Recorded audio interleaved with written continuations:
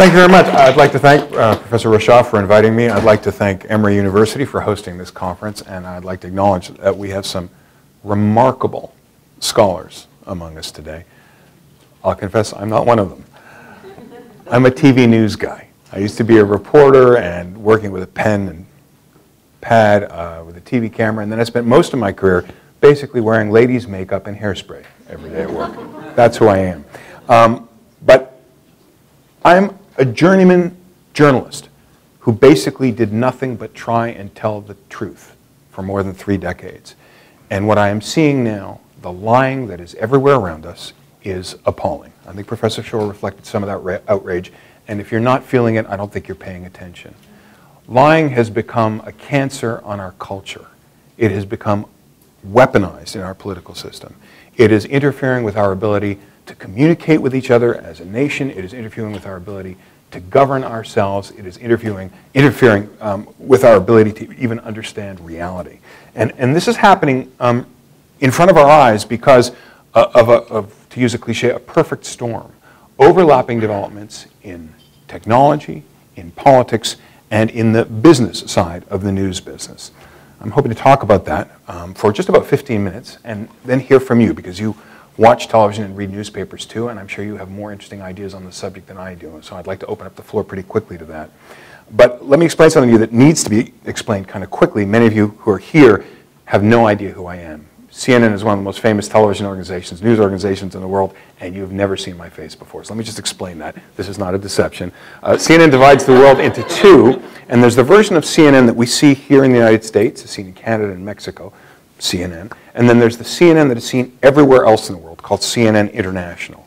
And that is where I spent my career. So if you think about being famous in Norway and anonymous in Atlanta, that's basically what it's like to work at CNN International. It's a different mix of programs, different kinds of people, but essentially the same idea. We're just trying to do the news fairly and accurately.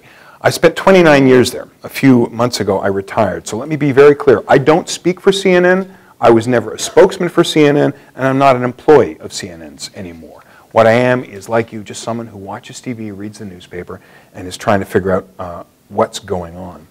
I will tell you right off the bat that CNN starts out a little bit guilty on this score. When you're watching CNN and you see the words breaking news flash across the screen, the truth is that news is not necessarily breaking. It may be hours old, it may be a day old. It is not breaking in any sense, except for those words that imply that it is. When you see the word live on the screen when you're watching CNN, the bottom left-hand corner of the screen, you may think you're watching live images. You're not necessarily. The images also may be hours or a day old. Those are the two most famous pieces of merchandise that CNN has to sell. Live television, breaking news, and in fact, they're fraudulent in many cases. CNN resorts to that kind of low-level fraud for one obvious, unspoken reason. It boosts ratings. It adds an artificial sense of urgency to the product, and for CNN's recent history, when basically it needed every set of eyeballs it could draw, it was viewed as a good strategy to try and get more people to stick around. Inside CNN, people view it as taking a kind of poetic license. Journalists, all of us in the profession, know other journalists who tend to exaggerate a little bit. It's how tabloid newspapers sell newspapers. It's how local TV sells itself. It's not unheard of. It's not what I'm here to talk about today. You may be offended by that, but the things I'm going to talk about are really what's offensive in the way journalism is practiced. I still think of CNN as being the good guys. I was a good guy. I know a lot of people who are good guys at news organizations. I'm talking about other guys. And the other guys I have in mind are people like Rush Limbaugh. Rush Limbaugh was on the air, I guess, just before Hurricane Irma, big storm coming up, telling his listeners that the storm was being exaggerated. It was being overblown by meteorologists who had a political agenda. They were trying to convince people to be more worried about global warming. Those people, those partisans of the global warming conspiracy, obviously weren't telling the truth. Rush Limbaugh said the storm wasn't going to be as bad as they expected. 60 people were killed by that storm. $16 billion in damage was done by that storm. What Limbaugh did that day was basically, short of inciting people to actually go out and murder other people, was about as criminal an act as you can do in front of a microphone. What did Rush Limbaugh do? After he gave that broadcast telling people that Hurricane Irma was a fraud, he fled his broadcast station in Florida and moved to higher ground. So old Rush is just okay. There are other people who are doing this, and I bring in mind once again Fox News. Fox News is a competitor of CNN, but a competitor of a different kind. There is an organization, Pulitzer Prize-winning organization that's really worth consulting, called PolitiFact.com. And they go out and they check the outrageous things that you hear every day in the media. PolitiFact.com found that of the pundits and the statements by pundits that it examined on Fox News, 60% of them were saying things that were either misleading, what they call lies, or what they call pants-on-fire lies. 60% of the time that they investigated someone Fox News was interviewing, the person was lying. The other guys, obviously, as we all know, and as Professor Shore has alluded to, they include our president, who has lied more, been accused of lying more probably than any other modern American leader, maybe more than any American leader of any time, about a dizzying array of subjects. And it's become kind of normal to think about the president lying, but he lies about the oddest things. Before he was in politics, he was just a land developer with a lot of golf courses. He had a golf course in Virginia with a plaque on the course commemorating a Civil War battle that never actually happened. He got into politics by pushing a lie, Professor Shore has alluded to, that Barack Obama was not born in the United States. He even said that he had assigned private detectives to look for his real birth certificate. I have the quote here. They couldn't believe what they're finding. In fact, if there were private detectives, they found nothing. Donald Trump himself has said that there was really nothing there. And now that he's president, he is lying, we know, about some truly important things, whether it's his business dealings or his contacts, his campaign's contacts with Russia.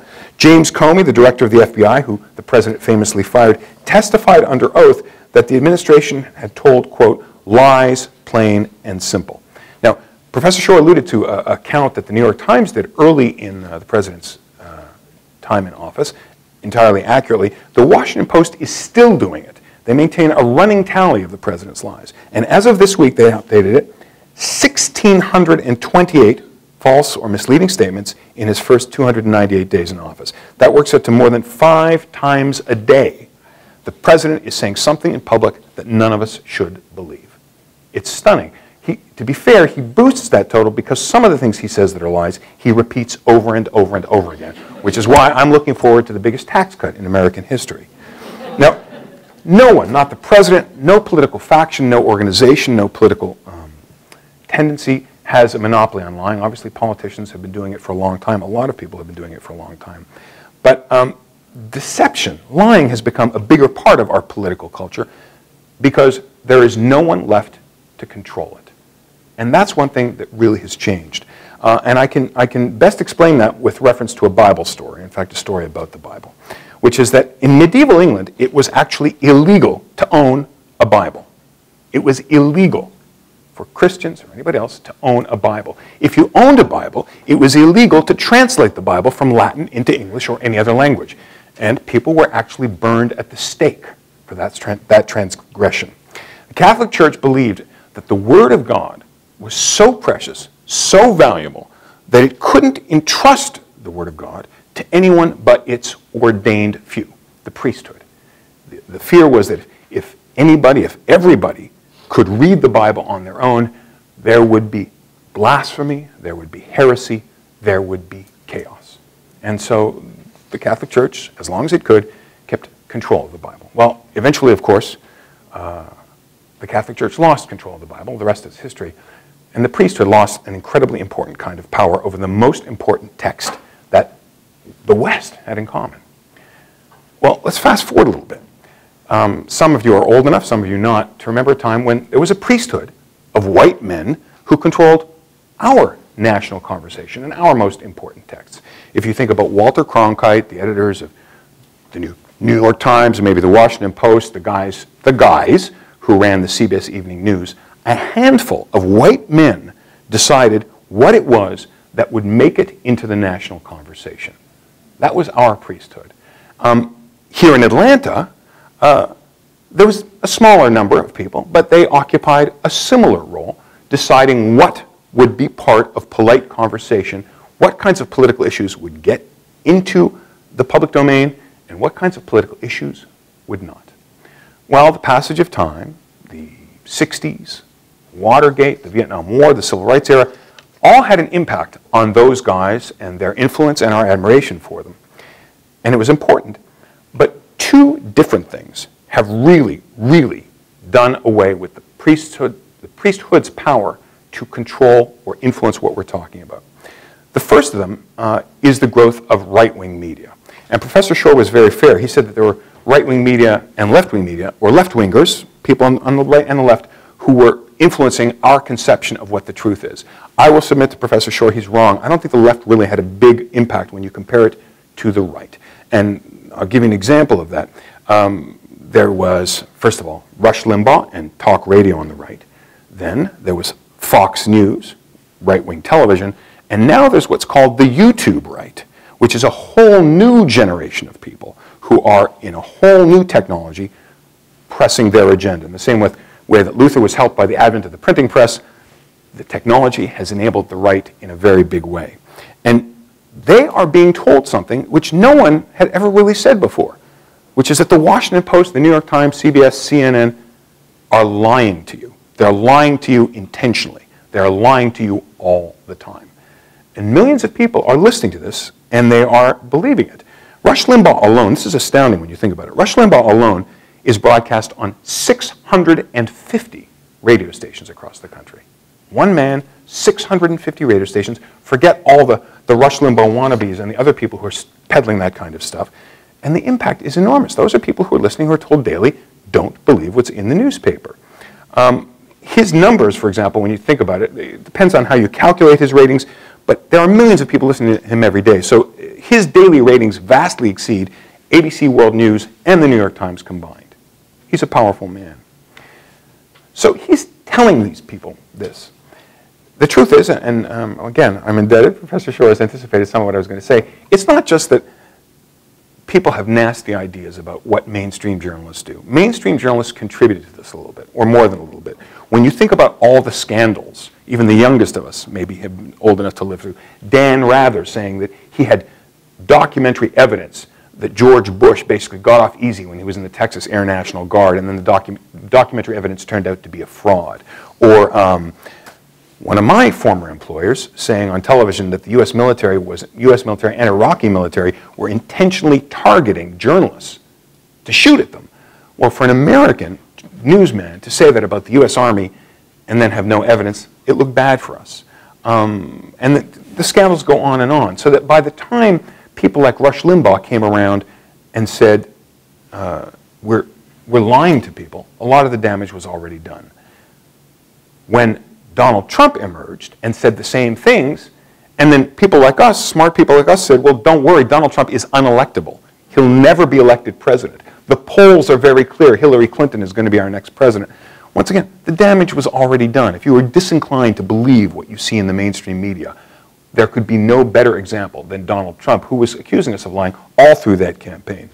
And so we get to a point where, according to a Politico Morning Consult poll, more than 3/4, 76% of Republicans think the mainstream media actually invent stories about Donald Trump. 3/4 of the people think that us, the New York Times, go through it. Anybody else, we publish basically the same news every day, that we are in a conspiracy to lie about our president. That's where things stand. That's the enormity of the anger at us, and that's the enormity of the consensus that everyone is being lied to by people like me. Now, the right, to the extent there is an establishment right, people like Rush Limbaugh or Sean Hannity, they offer an alternative to the Jonathan Manns or Anderson Coopers or New York Times of the world. And that would be hard enough for this essentially defrocked priesthood to take any measure of control over. But there aren't just several voices from the established right. The advent of the internet has basically given us an opportunity, or given entree, to hundreds, thousands, potentially millions of voices who are going to disagree with what you're reading in the morning paper. The estimates are strange. I don't know where they come from, but there's one widely quoted estimate that there are more than 1 billion websites in the world. Think of that. The priesthood of white men who ran the media, they can't control that. Nobody could police that. I mean, how can you have an umpire when there are 1 billion players on the field? Nobody is in control of the internet right now. And the internet is a really, really sick and evil place, unfortunately. This is something that's particularly, well, it was a surprise to me. But, I mean, give you an example. After the Las Vegas shootings, when everybody was trying to figure out who did it, a guy named Alex Jones, who writes a blog called, or has a website called Infowars.com. You may remember Megyn Kelly invited him onto her program and got into all kinds of trouble because no one could believe she was giving him a forum. Alex Jones said that the Las Vegas shooting was the result of a conspiracy between Muslims, Democrats, and Bolsheviks. Bolsheviks, really. Bolsheviks running wild on the streets of Las Vegas. His followers believe that kind of stuff, or at least they read it. Now, before the advent of really hateful nuts like Alex Jones, I thought that the internet was going to be good for us. I thought it was going to be good for all of us to see the priesthood of white guys lose control of the news. Because if you look historically at what those guys did, they were just as sexist, homophobic, racist. They were just as easy for the establishment to manipulate as anybody else, except they had way more power than anybody else. And maybe they were easier and more sexist and more homophobic than anybody else. But they were in control.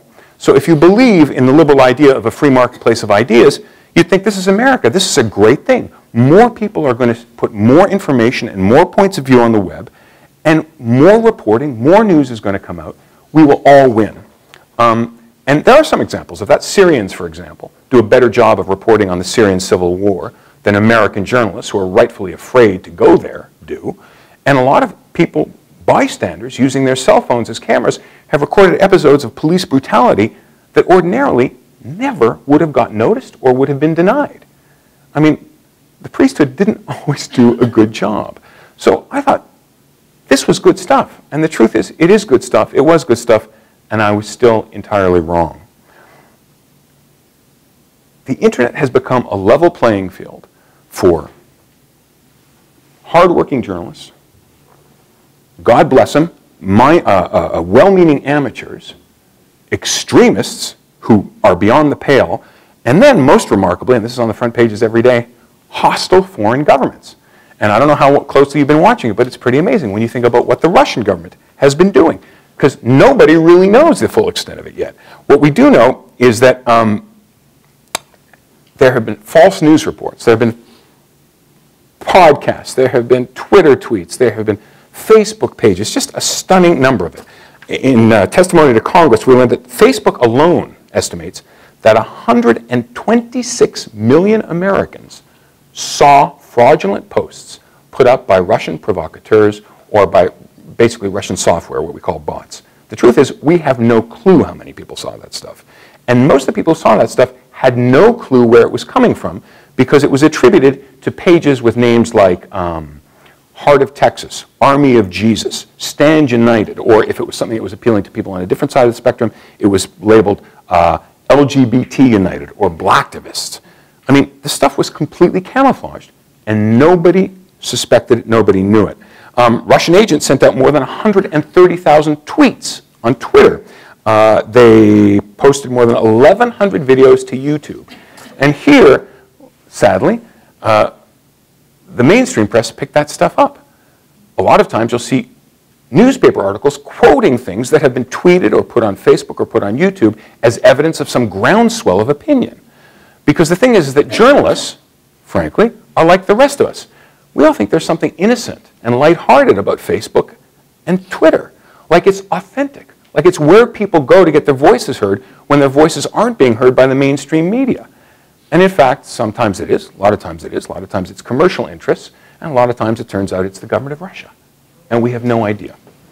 Some of the stuff is outright absurd. For example, one of the things that they put online was that Michelle Obama hired 214 personal secretaries and bought 4 personal yachts on the public tab at the government's expense. That particular posting got nearly 1 million views. That would be a good day at CNN. More than 1 million views for that stuff. Some of it, beyond being absurd, was so close to the mark that lots of people believed it. For example, people sitting in Russia, Russians sitting in Russia, speaking or typing English as their second language, announced demonstrations in the United States, in American cities, posing as American activists. An actual American actress went to those demonstrations. They got thousands of people in New York who turned out for what turned out to be, kind of a well-meaning demonstration organized by Russians posing as Americans. People like Facebook and they like YouTube, and they're basically not used to treating those organizations with the kind of skepticism that they treat us with. There is nobody who can control this. Twitter is in trouble this week, I think it's in the papers today, for trying to impose some kind of standard and label the tweets that it knows are true. Facebook tried it, and then they fired everybody because they were accused of liberal bias. There are too many people out there to patrol anyway, and that's the way we stand. But then there's another priesthood that got defrocked, and it also contributes to what we're seeing today. Now, in most countries, the United States among them, political parties have a series of roles. Political parties set policies, they choose candidates for elections, they finance those elections, and they basically mediate between voters, citizens, and government. They set the parameters for modern mass democracy. Here in the United States, they don't anymore. And that's a crucial thing, and we saw it very much in evidence during the last election.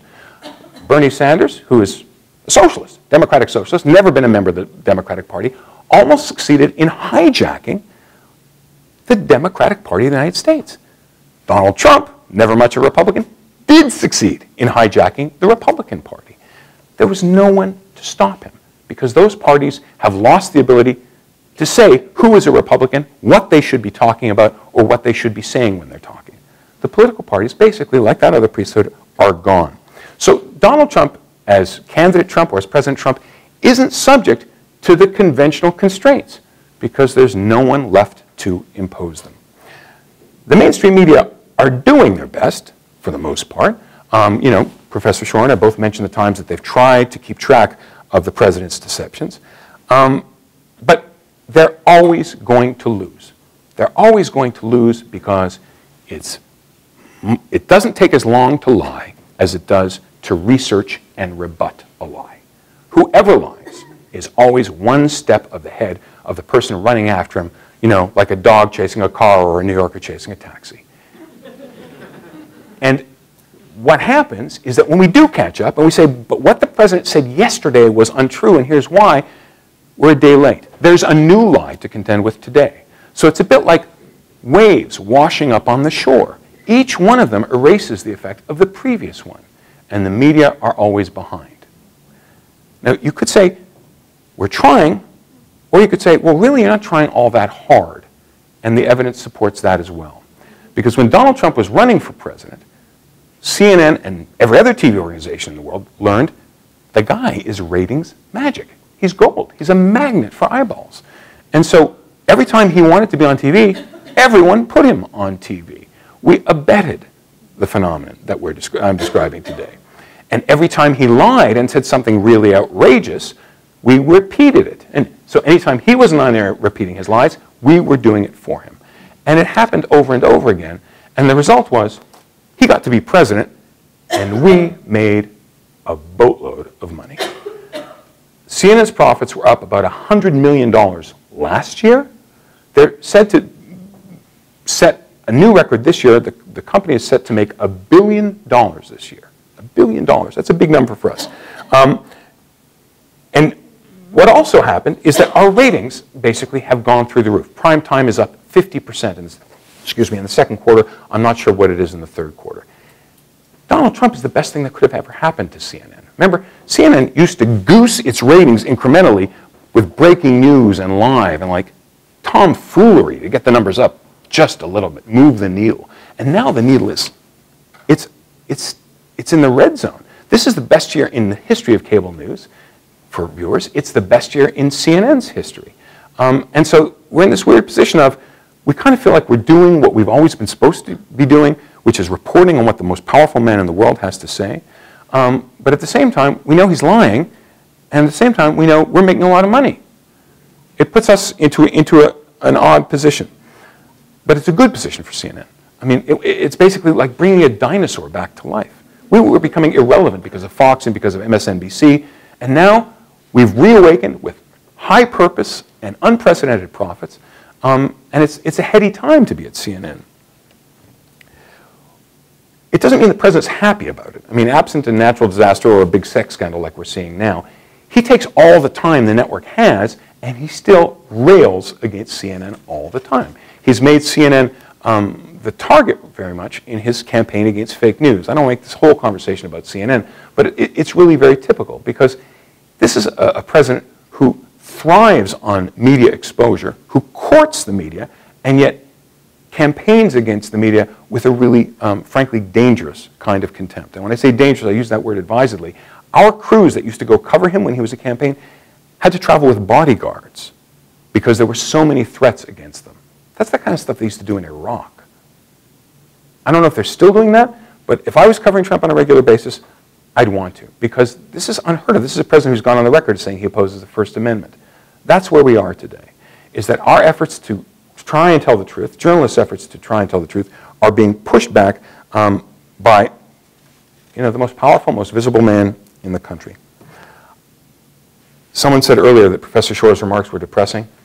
I'm pretty depressed most days, to be honest about this. But I'm going to close up with the one note of optimism I can offer, and then I'd really like to hear from you. The note of optimism I offer is that, oddly enough, this is the best time in human history to find out what's going on. This is the best time ever for journalism. There is more journalism, more available to more people in more easily obtainable ways than ever before. You can pick up your cell phone and get, forget us, you can get BBC, you can get the Associated Press, you can get Libération, you can get Der Spiegel, you can get Haaretz, you can get unbelievable amounts of information, and most of it's free, and it's available 24 hours a day. I mean, it's unbelievable how much good journalism is out there. It is out there in a sea of deception and anger and hatred, but it is out there. And so the only note I can offer is that I come back to the priesthood. I'm like a lapsed Catholic, I come back to the priesthood. We needed those people. We need those people. And they're still at work doing serious journalism in serious ways. And that's the heartening thing, is that the craft is still, if anything, as vital as ever, even though so much of it has been degraded. So, all I can say is it's a bad time, but keep the faith. Thanks very much. Do you have any questions?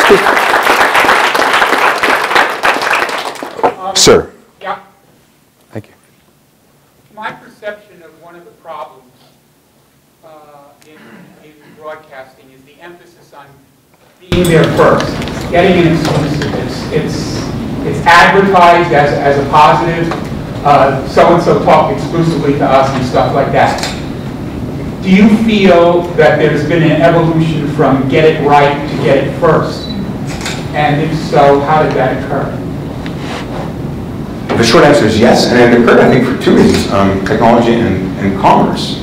I mean, when you think about the way the media have been, no one waits to see the morning paper to find out what the ball scores are. Nobody waits for the morning paper to find out how their stocks are doing. Everything in the media has just started moving from fast to faster to, impossibly fast, and impossibly fast is unfortunately a problem. But that's the thing about being in the media. I mean, to be honest, it's like, models want to look pretty, wrestlers want to look tough, and newspaper people want to be first. It's in our DNA. It's not always helpful, but it's just, it's the way we've always worked, and frankly, technology, and for television, and now for newspapers too, it's a matter of economic necessity because you're competing against the internet, and the internet is extremely fast.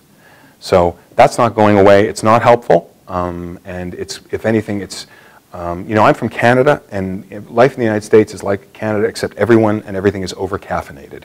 And I think that that's the case with the media. It's just a completely over-caffeinated thing, and it's not going to go away. Please.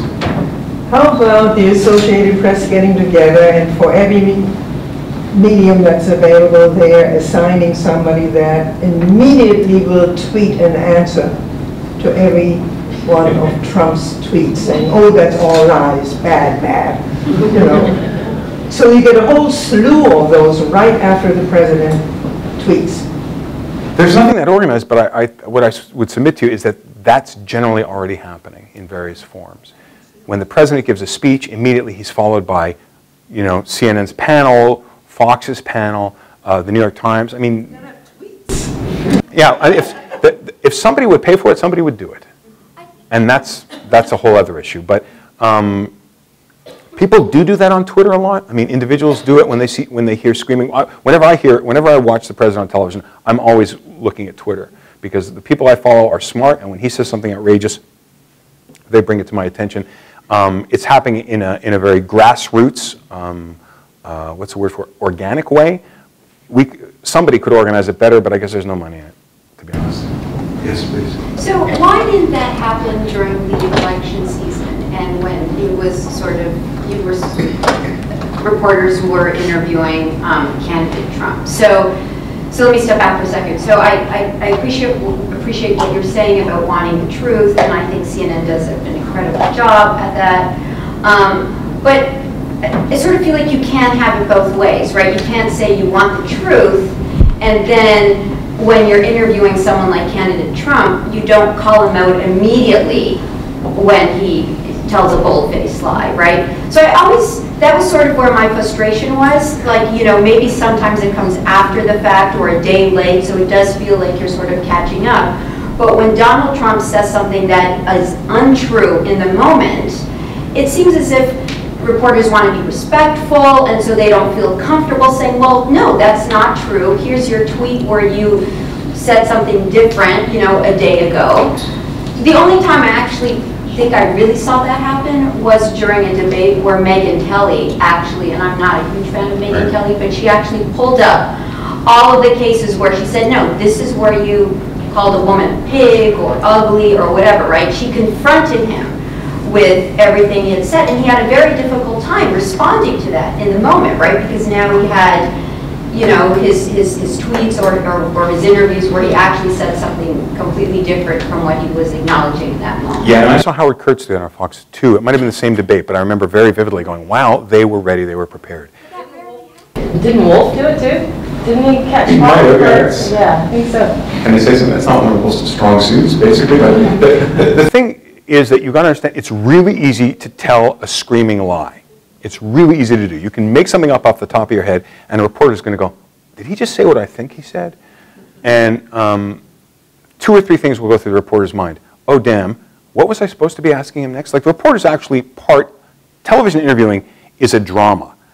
Newspaper reporting is about gathering information. Television reporting is about an antagonist, a protagonist, 2 players in a competition. It's a drama. And so when you're doing a live interview, you're very conscious of the fact it's not just the president on television, it's you on television too. And so doing the wrong thing or saying something stupid or going, what? Reporters don't want to look ill at ease, they don't want to look unprepared, but when the president says something really outrageous, most reporters probably don't know the subject matter that the president is alluding to well enough to be able to say back, no, Mr. President, on July 7th, I mean, having that mastery of detail, most people would have to go to a notebook or go to a computer, and if you're on live television, he takes advantage of it. Do you think that's why it's gotten better? So now when I watch CNN, for instance, I see people like Anderson Cooper and others being better about calling out the lies in the moment, right? So maybe they're just expecting that they're going to be lies and they're better. Yes. That's the thing. Once again, no one had ever done this like Donald Trump did it. I mean, the guy was completely unprecedented in the amount of wild things he would say off the cuff. And so nobody was used to having to play that kind of defensive ball against a presidential candidate. And they weren't ready. And as the campaign proceeded, they got more ready, and now they're much more ready. But he was like, he took a lot of people by surprise for a very long time. Sure. So two comments. The first is the depressing conclusion from all of this is that most people don't care if people are lying, because it's politicians in particular, because it doesn't have an immediate impact. People care if they lie when it affects them personally, but nobody has a relationship with politicians until it's too late. So that's my comment. My second comment is, since you didn't offer kind of a solution to it, my depressing solution comes from the times when I used to work with the DoD, who are also trying to develop methods of counteracting terrorism. And one of their approaches is to try to develop essentially anti-narratives, which in this case would be essentially fighting lies with better lies. With better lies? What would that mean in this context? I'm sorry. I don't know, I don't do that work anymore. No, I mean, it's one thing if you want to lie about a bad guy in a distant country, but I can't imagine any responsible person wanting to participate or support the idea that we're going to discredit liars with, spurious fictional attacks. I mean, well, I guess taking a page from Trump's own playbook, the left has not crafted good enough lies about him to sway enough people to care. Okay, yeah, exactly. I'm sorry, Professor, you want to say something? Just a quick question. Do you have a sense of why it is that the media were so reluctant to use the word lie or liar before Trump? You noted that earlier. It's absolutely accurate. There was a lot of discomfort and hand-wringing about it. Even now, they don't use it a whole lot. And it goes back to, I think, a really, really insightful thing you had to say about the fairness idea of truth, which is we assume people in the public sphere are speaking sincerely and in good conscience, and they just weren't ready to start saying that word. So really, by using the word liar, you're accusing their intent. You're really inferring that, or implying that they're an intentionality, that it's not the incorrectness. So that's why they preferred misspeaking, because it didn't necessarily. And even now, they don't use that word a whole lot. I mean, you don't. I don't know. Maybe I'm missing. It's used not all the time, but it has been used. It has been used. I've never seen it used before. It's used sparingly. It's really not a word they use a whole lot, and I understand what you're saying. It's because they don't know for sure that he knows what he's saying is untrue and is doing it intentionally. Sir. Yeah, let me connect this lecture with the one on false first impressions. I have a problem with retractions because retractions are not given the same magnitude as the original, whatever it is, accusation or statement. If it's in a newspaper, they're put in small print and stuffed in the back. If it's on a broadcast, they're also stuffed in the back. Besides your comments on that, I wonder if anyone has done a study to find out what percentage of people actually have received, the viewers or the newspaper readers, have actually successfully received the retraction compared to the original, which still may be in their mind. The short answer is I don't know if anyone has studied it, and you make a very good point, and I guess it's out of embarrassment, but I have no idea. I have no idea. You make a very good point. I'm sorry, right? Oh, sorry. You talked really well about the idea of the priesthood and how it's lost control, and then you talked about how Rush Limbaugh has access to 650 radio stations across the country. Do the corporations that buy advertising on these stations have any agency here, any sort of moral authority to be the new control over what is happening on these radio stations? Is there any evidence that they're exerting any kind of control? With regards to the Russian meddling, none, zero. I can't think of a single thing I've ever read about Facebook or Twitter or YouTube losing advertising. I can tell you that the advertisers who've pulled their product advertising off Fox have been punished publicly and instantly. The latest example was this week. I don't know if you were following all that. When Fox News was backing the candidacy of Alabama Senate candidate Roy Moore, Keurig, the coffee people, publicly pulled their ads from Fox. And then someone on Fox said, destroy all of your Keurig coffee machines. And Fox viewers, who I guess like good coffee, decided to finally destroy their Keurig machines. And YouTube was full of video of people destroying Keurig machines. The right responds very, very fast. Corporations respond slowly and cautiously, and ultimately, after the horse has bolted, I think, is the case. I'm sorry, Professor.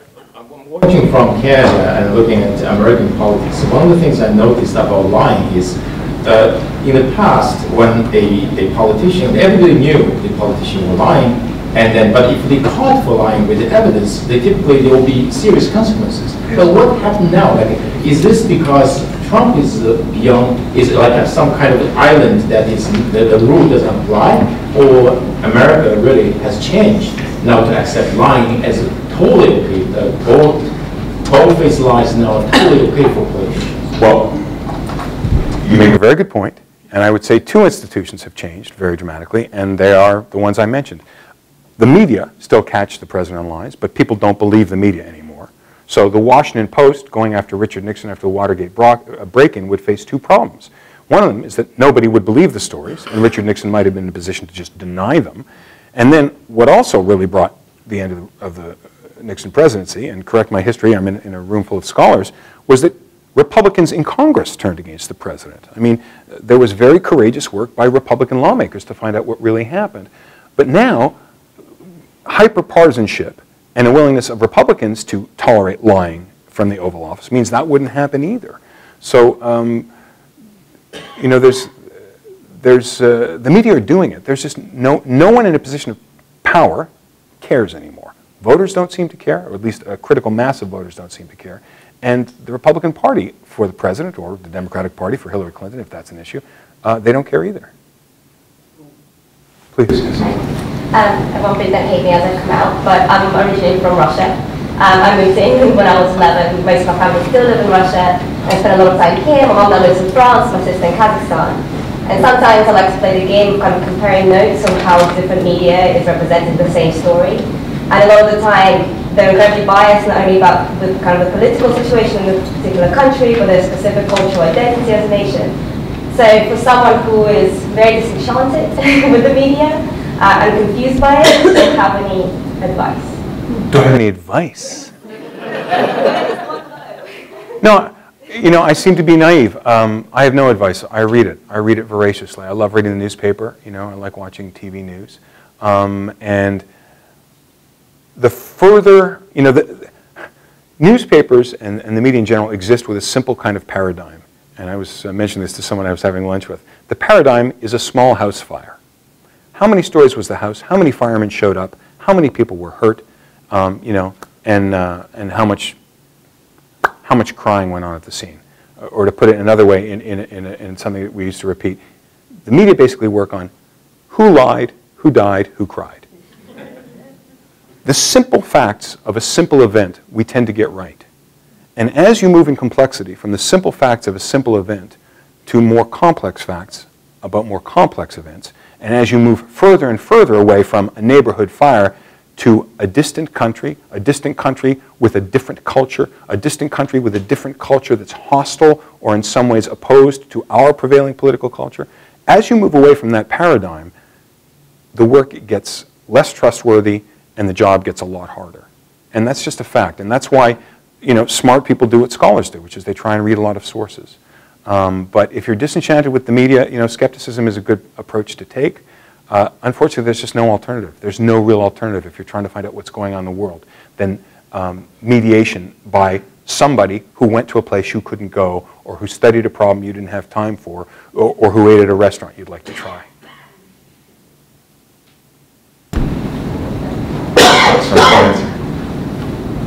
No. The historian Jim Snyder was here about a couple of years ago. He studies totalitarian states, and he was talking about Russian propaganda in Ukraine, and he mentioned that the typical Russian strategy is not to tell one lie to make you believe a false narrative, but to spread several inconsistent rumors, so the cognitive load of weeding through them and figuring out the truth just becomes so hard you conclude that it's just a mess, and you stop thinking about it. Have you seen evidence of Russia doing that in the United States? Yeah, they were doing it on Twitter. They were doing it on Facebook. That's what they were doing. Interestingly, the people who studied it say that it wasn't all one-directional propaganda, vote this way, don't vote that way. It was just propaganda, it was just provocation on a variety of subjects, whether the subjects were partisan political subjects or subjects having to do with the relationship between minorities and the police, or the place of gay and lesbian Americans in our country. They just were messing with everybody about everything, often at cross purposes. And it's funny, I had not heard what you've just described, but that's exactly what the impact was. Just create a mess. Please.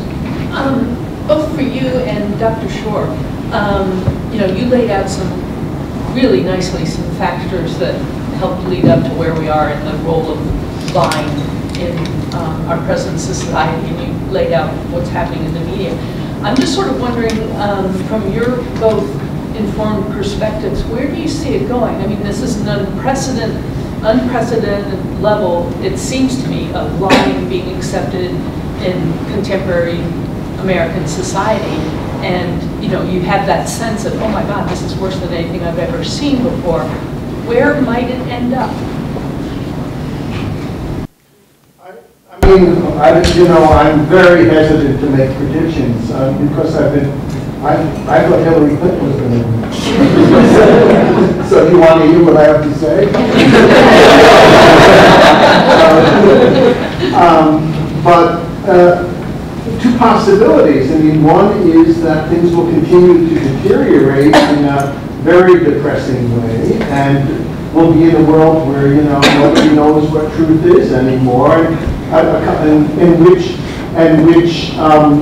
the dominant relativism that we see on both sides of the spectrum will kind of win out, or that we'll see a backlash. And that's possible, in which suddenly and maybe somebody will come out as a spokesperson for that, a political figure. I like Bernie Sanders in that role, frankly, personally, just say what it is. He called himself, interestingly enough, this is a guy who called himself a democratic socialist. He used a taboo word. And he said it, and then all of a sudden everybody says, oh, what a relief. We're hearing him say what he really is.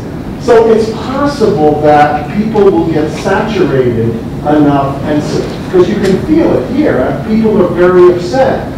And I don't think it's only us who are upset. And the recent election suggests that there may be a backlash. So the hope is that things will reach a point when people begin to realize the extent of lying, the extent of fakeness, and that it could turn around. But that's a hopeful possibility. I'm not sure that I would put my money on it. I think we should stop here on this very hopeful. Thank you.